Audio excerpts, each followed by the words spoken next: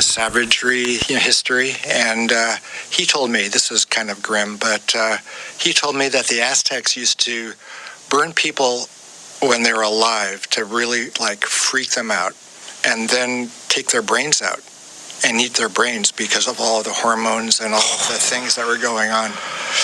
Whoa. So the pineal gland... That is heavy. That's heavy, I know. That is so heavy. Yeah, but they found it gave them, whatever superhuman strength or religious ecstasy. Isn't it fascinating that also will kill you? That's where people get prion diseases. They get it from eating brain and spinal tissue, right? Right. Like cannibals, when they get that Jakob Creutzfeldt, yeah. Thank you for pronouncing it better. Well, when I was a medical student, we were always on the hunt for Jakob Creutzfeldt patients because, they were rare and very interesting. How many did you discover? Maybe just 2 or 3. And how did they come into contact with it? How did they come into contact with it? I think, they were from Africa.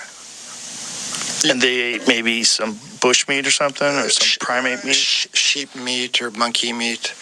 Yeah. Oh, sheep meat? You can get it from sheep meat as well?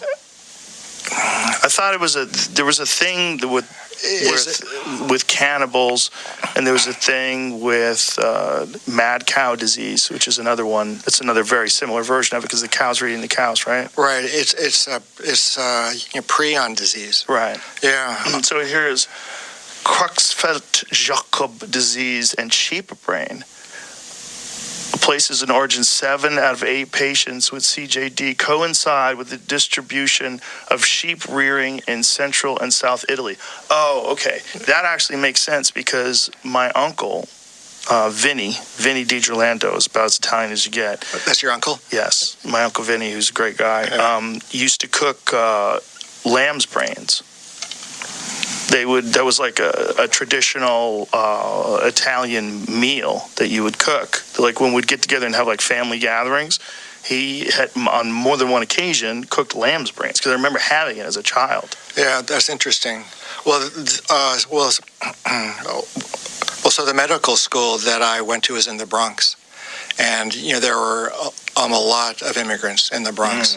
There were quite a few Italians, and lots of people from the Caribbean and from Africa. Yep. So I think it was some African patients. Well, I think it's probably real common over there if it's common in Italy. Mm-hmm. Because eating lamb's brains is a normal thing. I mean, my parents, they didn't eat a lot of exotic food, but that was a normal thing. Yeah. My family never ate brains. Okay, so I just want to make this video quick. So I just want to confirm that yes, where I am from, we do eat sheep brains. So we eat them every time we kill a sheep, and the way it's done is basically. First, they kill the sheep and you eat the meat. And usually the brain or the head, they cook the head, and they usually reserve it for the morning breakfast. It was really a delicious meal. And this is something very common, and especially in Central Africa, Chad, where I'm from. And we never, this is something that has been done for 100 years. But as far as any disease related to that problem, related to eating of the head or the brains, has been never reported because if there was really a link, if there was a disease, eating a sheep brain will cause a disease. That will really come out, and the people will stop eating it because this has been done for 100 years. It's not like something just new. And so far, we have not seen any problem as far as eating, the sheep brains, unless